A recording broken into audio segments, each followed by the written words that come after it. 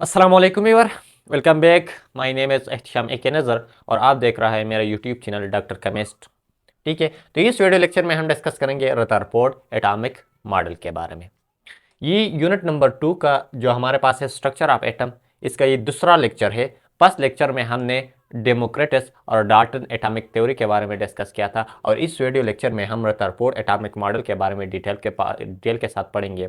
इसमें हम इसका एक्सपेरिमेंट यानी रदरफोर्ड ने जो एक्सपेरिमेंट किया था उसको डिस्कस करेंगे, इसका ऑब्जर्वेशन और इसका कंक्लूजन इसने क्या निकाला था, और इस तरह मेन पॉइंट को भी हम इस वीडियो लेक्चर में कवर करेंगे। ठीक है, तो आपको पता है कि हमने हिस्ट्री स्टार्ट किया है और इस तरह मैंने जो फर्स्ट लेक्चर था उसमें डिस्कस किया था कि इस चैप्टर का हमारे पास 3 मेन टॉपिक है। एक हम हिस्ट्री के बारे में डिस्कस करेंगे, दूसरा हम इलेक्ट्रॉनिक कॉन्फ़िगरेशन के बारे में डिस्कस करेंगे और तीसरा हम डिस्कस करेंगे अबाउट आइसोटोप्स। तो हमने हिस्ट्री स्टार्ट किया था। हिस्ट्री में हमने फर्स्ट वीडियो में डेमोक्रिटस और डाल्टन एटॉमिक थ्योरी को कवर कर चुके हैं डिटेल के साथ। अगर आपने वो वीडियो नहीं देखे हैं तो मैं रिकमेंड करूंगा कि पहले आप वो वीडियो देखें। ठीक है, अब हम डिस्कस करेंगे रदरफोर्ड एटॉमिक मॉडल। तो चलो स्टार्ट कर लेते हैं कि रदरफोर्ड एटॉमिक मॉडल जो है, इसके नेम से पता है कि ये जो एटॉमिक मॉडल है ये एक ऐसा मॉडल है जो एटम के बारे में है और ये एटॉमिक मॉडल जो है किसने डिस्कवर किया? रदरफोर्ड ने। तो सिंपल, डिस्कवर बाई रदरफोर्ड। और रदरफोर्ड कहाँ से थे? रदरफोर्ड का ताल्लुक था न्यूजीलैंड से। और कब ने ये एटॉमिक थ्योरी को डिस्कवर किया? 1911 में। यानी 1911 में रदरफोर्ड आया और इसने एटम के बारे में एक मॉडल पेश किया और इस मॉडल को इसने नाम दिया Rutherford atomic model. Rutherford atomic model को दूसरा नाम भी कहा जा सकता है प्लानिटरी मॉडल। यानी दूसरा मॉडल, अगर आपको एमसीक्यूज में ये आ जाए कि व्हाट इज प्लानिटरी मॉडल, तो प्लानिटरी मॉडल जो है इसको हम रदरफोर्ड एटॉमिक मॉडल भी कहते हैं। यानी रदरफोर्ड एटॉमिक मॉडल का दूसरा नाम जो है हमारे पास है प्लानिटरी मॉडल। ठीक है, यानी रदरफोर्ड एटॉमिक मॉडल को हम प्लानिटरी मॉडल के नाम से भी याद कर सकते हैं। ठीक है, ये इसका दूसरा नाम है। एमसीक्यूज के लिए इंपॉर्टेंट है ये पॉइंट। अब जब रदरफोर्ड ने एटम के बारे में अपना मॉडल पेश करते थे तो इसने एक्सपेरिमेंट किया। अब उसने क्या किया एक्सपेरिमेंट में? जब वो एक्सपेरिमेंट करते हैं, कोई भी एक बंदा जब एक्सपेरिमेंट करते हैं तो कुछ इस्तेमाल कर ले, कुछ इंस्ट्रूमेंट इस्तेमाल करते हैं। तो जब रदरफोर्ड एटॉमिक मॉडल अपना एक्सपेरिमेंट करता था तो इसने क्या इस्तेमाल किया? Use a thin gold foil. इसने क्या इस्तेमाल किया? एक गोल्ड फॉइल लिया। ठीक है, एक बहुत बारीक सी, जिसका सेंटीमीटर कितना था? 0.00004, यानी इतना सेंटीमीटर का इसने एक थिन गोल्ड फॉइल लिया। ठीक है, अब ये जो थिन गोल्ड फॉइल है इसने लिया ताकि इसमें ये डिस्कवर कर सके, ठीक है, एटम के बारे में। इसके बाद इसने क्या इस्तेमाल किया? Use zinc sulphide screen. ठीक है, जो आपको यहां पर आ जा रहा है, ये जो आपको नजर आ रहा है ना, ये गोल्ड फॉइल है, हमारे पास एक बारीक सी गोल्ड फॉइल है।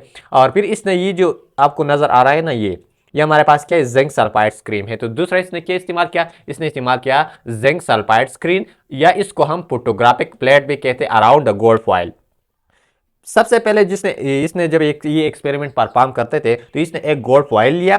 गोल्ड फॉइल के अराउंड इसने एक फोटोग्राफिक प्लेट लिया, ये दूसरा पॉइंट है, या इसको हम जिंक सल्फाइड स्क्रीन भी कहते हैं, ताकि हमारे पास जो एक्सपेरिमेंट में कुछ हो रहा है उसे यहां पर प्रेजेंट करे, यहां पर शो करे। तो दूसरा इसने ये इस्तेमाल किया। बम्बार्ड टू, यानी 20,000, 20,000 अल्फा पार्टिकल इसने बम्बार किया, यानी सोर्स ऑफ अल्फा पार्टिकल भी आप उसको कह सकते हैं। यानी ये इसने 3 चीजें इस्तेमाल की अपने एक्सपेरिमेंट में। एक, इसने गोल्ड फॉइल लिया। गोल्ड फॉइल को इसने अपने एक्सपेरिमेंट परफॉर्म करने के लिए, यानी इसने जो अपना एक्सपेरिमेंट किया किस पर किया? गोल्ड फॉइल पर किया। तो एमसीक्यूज में आ सकता है कि रदरफोर्ड ने अपना जो एक्सपेरिमेंट परफॉर्म करते थे इसने क्या लिया अपने एक्सपेरिमेंट में? तो इसने सबसे पहले ये जो गोल्ड फॉइल लिया, इसने अपना एक्सपेरिमेंट गोल्ड फॉइल पर किया। इसके इर्द गिर्द इसने एक जिंक सल्फेट स्क्रीन रखा, जिसको हम फोटोग्राफिक प्लेट भी कहते हैं। और इसी तरह इसने सोर्स ऑफ अल्फा पार्टिकल लिया, यानी ऐसा सोर्स जो अल्फा पार्टिकल को इमिट करते हैं, तो इसने एक सोर्स लिया। और कितने अल्फा पार्टिकल इसने इस गोल्ड फॉइल पर बमबार किए? 2000, 20,000 इतने पार्टिकल इसने बमबार किए इस गोल्ड फॉइल पर अपने एक्सपेरिमेंट में। अब जब इसने एक्सपेरिमेंट परफॉर्म किया तो इसने इनसे कुछ ऑब्जर्वेशन लिया, यानी जब वो एक्सपेरिमेंट परफॉर्म करते थे तो वो कुछ ऑब्जर्व कर रहे थे, इसके बाद इसने कुछ कंक्लूजन निकाला। तो कौन से पॉइंट्स को ऑब्जर्व कर रहे थे? तो सबसे पहले जो पॉइंट इसने ऑब्जर्व किया, most of the alpha particle. और ये याद रखना कि अल्फा पार्टिकल, ये बहुत इंपॉर्टेंट, अल्फा पार्टिकल हमारा डबल पॉजिटिवली चार्ज पार्टिकल है, ठीक है, यानी इस पर डबल पॉजिटिवली चार्ज पार्टिकल है। एमसीक्यूज के लिए आ सकता है कि अल्फा पार्टिकल पर कौन सा चार्ज है, पॉजिटिव चार्ज है, और डबली पॉजिटिवली चार्ज पार्टिकल है अल्फा पार्टिकल। इसका मास बहुत ज्यादा होता है, ठीक है, और उसे हम आगे भी डिस्कस करेंगे। तो जब भी इसने अपना एक्सपेरिमेंट परफॉर्म किया रदरफोर्ड ने, तो इसके बाद इसने ऑब्जर्वेशन सबसे जो ऑब्जर्व किया, most of the alpha particle, यानी अगर 20,000 अल्फा पार्टिकल थे तो 20,000 में से 19,990 पार्टिकल जो है alpha particle pass straight through the gold foil. यानी फॉर एग्जांपल ये हमारे पास क्या है, इससे ये एमिट करता है पार्टिकल, ठीक है, और इसकी तादाद कितनी है? फॉर एग्जांपल मैं कहता हूं कि इसकी तादाद हमारे पास 2, यानी सिंपल 20,000 अल्फा पार्टिकल है। तो इसने पहला ऑब्जर्व किया कि इनमें से ज्यादा पार्टिकल एमिट हुए विदाउट डिफ्लेक्शन और वापस आए, ठीक है। तो हमारे पास तकरीबन कितने पार्टिकल? 19,990 पार्टिकल ऐसे थे जो यहां पर सीधा गुजर गए। और हमें यानी रदरफोर्ड को पता कैसे चला? यहां पर जब ये अल्फा पार्टिकल गुजर जाते हैं तो यहां पर हमारे पास रह जाते, इसका निशान रह जाते हैं यहां, इसलिए हमने स्क्रीन यहां पर पुट किया ताकि जो सारे फिनोमेना है ये इस जिंक सल्फेट पर, स्क्रीन पर जो ये जिंक सल्फाइड स्क्रीन है इस पर क्लियर हमें वाजे हो जाए। तो जब इसने 2000 अल्फा पार्टिकल इस पर बमबार की इस गोल्ड फॉइल पर, तो इनमें से 19,990 अल्फा पार्टिकल स्ट्रेट गुजर गए, यानी इस पर कोई असर नहीं हुआ। इनमें से कुछ अल्फा पार्टिकल ऐसे थे जो डिप्लेट हो गए, यानी सम एंगल से, यानी फॉर एग्जांपल अगर हम यहाँ पर लिखते हैं कि यहाँ पर कुछ ऐसे डिप्लेक्ट हो गए, तो ये वो पार्टिकल है, यानी some of the alpha particle, और कितने alpha particle? 8 particle deflect through a small angle, यानी तकरीबन 8 पार्टिकल हमारे पास ये ऐसे पार्टिकल थे जो डिप्लेक्ट हो गए।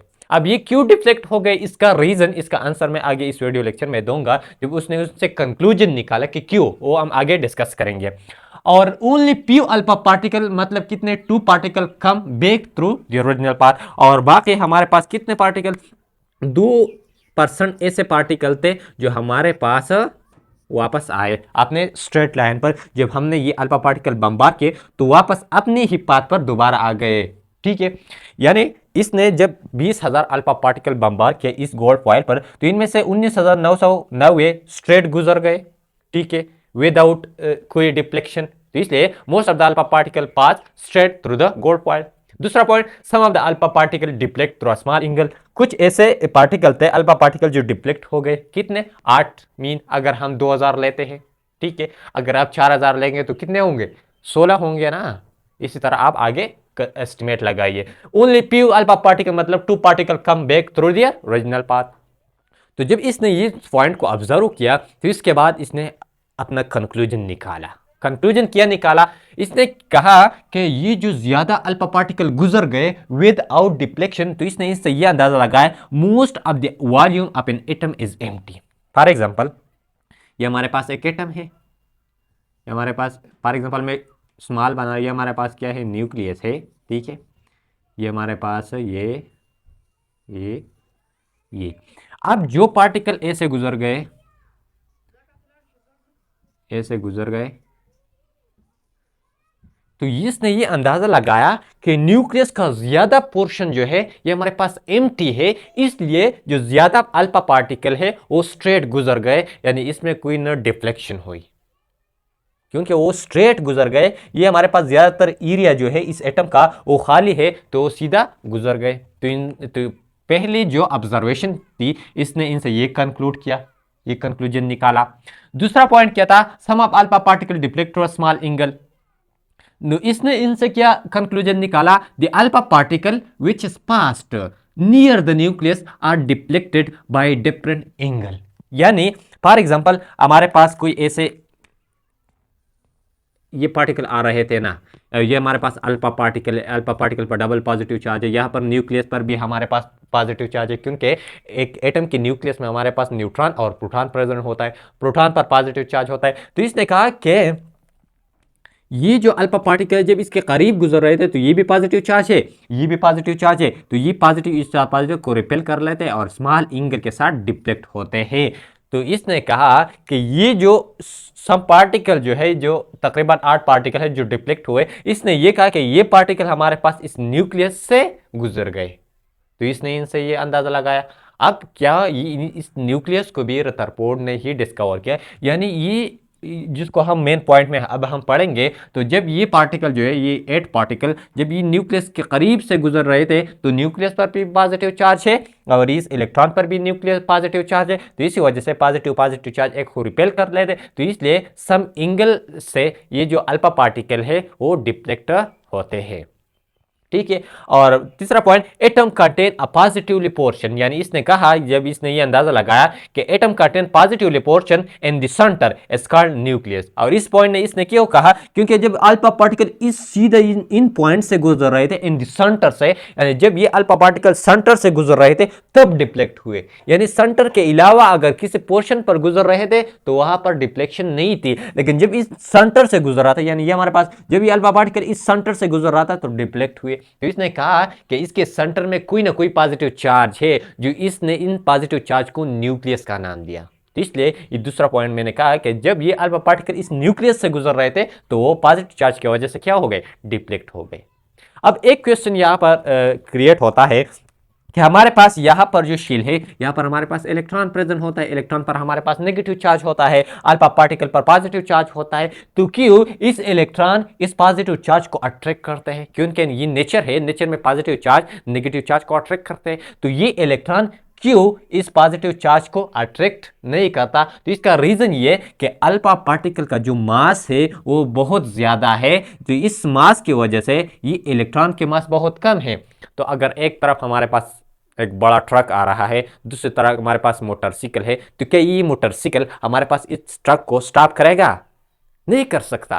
तो इसलिए इस अल्फा पार्टिकल हमारे पास क्या है, इसका मास ज्यादा है और इसका स्पीड भी यहां पर ज्यादा होता है। तो जब ये स्पीड भी ज्यादा होता है और इसका मास भी ज्यादा होता है तो इसी वजह से ये इलेक्ट्रॉन नेग्लिजिबल होते हैं कि इस अल्फा पार्टिकल को अपने पास क्या करें, अट्रैक्ट करें। ठीक है, इसका आंसर यही है। अब आते हैं इसका जो मेन पॉइंट है, जब इसने एक्सपेरिमेंट किया, इसने इसके बाद इसने ऑब्जर्व किया कुछ, जब आप एक्सपेरिमेंट कर रहे थे तो इसने कुछ ऑब्जर्वेशन किया और इसके बाद इसने इनसे कुछ कंक्लूजन निकाला। तो इसके बाद रदरफोर्ड ने अपना एटॉमिक मॉडल पेश किया in the form of different point. अब हम इस पॉइंट को डिस्कस करेंगे। ठीक है, तो चलो अब हम इस एटॉमिक मॉडल का मेन पॉइंट को डिस्कस कर लेते हैं।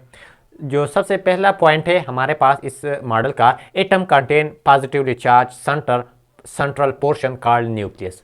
तो इसने अपने जो ऑब्जर्वेशन था और कंक्लूजन था, तो इसने ये पॉइंट अंदाज़ा लगाया जब अपने वो एक्सपेरिमेंट परफॉर्म कर रहे थे कि जब अल्फा पार्टिकल सेंटर से गुजर रहे थे तो दोबारा अपने ही रास्ते पर दोबारा आए। तो इसका रीज़न क्या था, यानी इसने इससे ये अंदाज़ा लगाया कि इसके सेंटर में कोई ना कोई पॉजिटिव चार्ज प्रेजेंट है।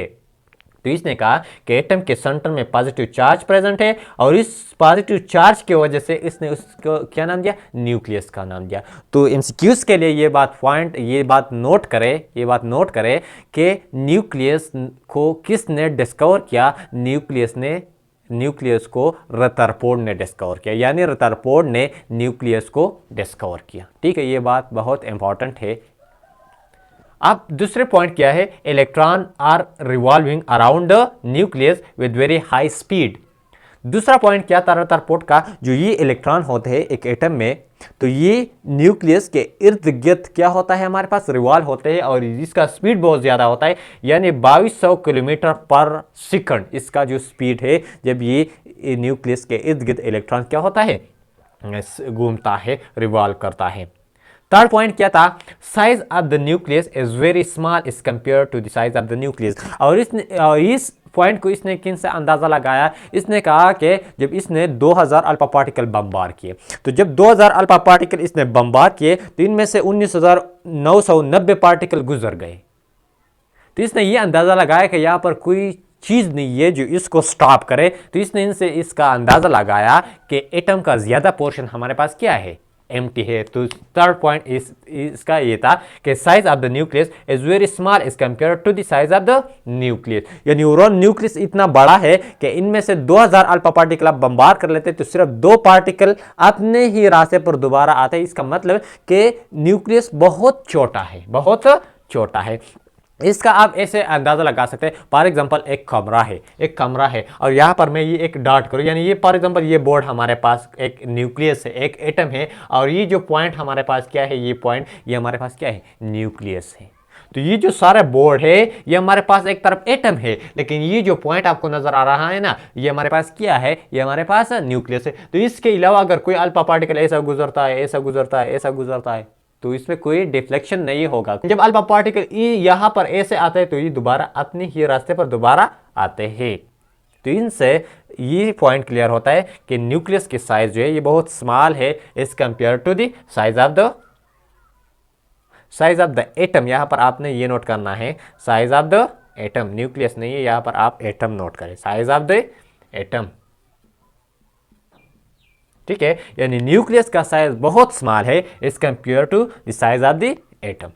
अब फोर्थ पॉइंट क्या है, एटम इज न्यूट्रल। इसने ये पॉइंट लगाया कि एटम हमारे पास ओवरऑल न्यूट्रल है, क्योंकि इलेक्ट्रॉन हमारे पास न्यूक्लियस के इर्द गिर्द घूमता है, इस पर नेगेटिव चार्ज है, और न्यूक्लियस पर पॉजिटिव चार्ज है। तो पॉजिटिव और नेगेटिव चार्ज एक दूसरे को कैंसल आउट कर लेते हैं। तो इसलिए हमारे पास एटम जो होता है इज ए न्यूट्रल होता है, यानी नंबर ऑफ प्रोटॉन इक्वल होते हैं नंबर ऑफ इलेक्ट्रॉन के। फिफ्थ पॉइंट क्या है, most of the space in atom is empty. ये पॉइंट ये क्लियर कर लेते हैं कि जी जो ये साइज वाला है, कि ज़्यादातर अगर इसको देखें तो ये हमारे पास न्यूक्लियस है और ये सारा बोर्ड हमारे पास, यहाँ पर मैंने सेंटर में नहीं लगा, अगर मैं यहाँ पर लगा देता हो तो फिर इसका सेंटर बन जाता है। तो मैं आपको समझाने के लिए मैंने यहाँ पर लगाया। अगर मैं यहाँ पर ये डॉट करूँ तो फिर ये सारे हमारे पास शेल होंगे, एटम होंगे, और यहाँ पर हमारे पास ये एटम होगा। तो एटम जो होते हैं, most of the space in atom हमारे पास क्या होता है, एम्प्टी होता है। और 6 पॉइंट के, total mass of an atom is present in the nucleus of an atom. क्योंकि एटम में आपको पता है कि एटम हमारे पास मेनली 2 पोर्शन है, एक हमारे पास शील, जिसको हम शील कहते हैं, वहाँ पर हमारे पास इलेक्ट्रॉन रिवॉल्व करते हैं, यानी वहाँ पर इलेक्ट्रॉन रिवॉल्विंग करता है अबाउट द न्यूक्लियस। दूसरा पोर्शन हमारे पास न्यूक्लियस होता है। न्यूक्लियस में हमारे पास क्या होता है, न्यूक्लियस में हमारे पास प्रोटॉन प्लस न्यूट्रॉन प्रेजेंट होते हैं, और शील पर हमारे पास, यानी शील में हमारे पास इलेक्ट्रॉन प्रेजेंट होते हैं। न्यूक्लियस में जो प्रोटॉन होता है, जो न्यूट्रॉन होता है, इसका मास बहुत ज़्यादा होता है इस कंपेयर टू इलेक्ट्रॉन।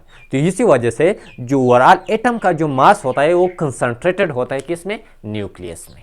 तो इसी वजह से हम कहते हैं कि total mass of an atom is present in the nucleus of an atom, ठीक है। क्योंकि वहां पर जो हेवी पार्टिकल होता है, एटम का हेवी पार्टिकल 2 है, न्यूट्रॉन है, प्रोटॉन, और दोनों हमारे पास न्यूक्लियस में प्रेजेंट होते हैं, ठीक है। तो ये था हमारे पास रदरफोर्ड एटॉमिक मॉडल। अब इसका मेन ड्रॉबैक क्या था, ठीक है। इसका ड्रॉबैक जो है वो हम इंशाल्लाह नेक्स्ट वीडियो में पढ़ेंगे। तो ये था सिंपल रदरफोर्ड एटॉमिक मॉडल। अगर आपने स्क्रीनशॉट नहीं लिया है तो स्क्रीनशॉट लीजिए और अपने लिए नोट्स खुद बनाइए।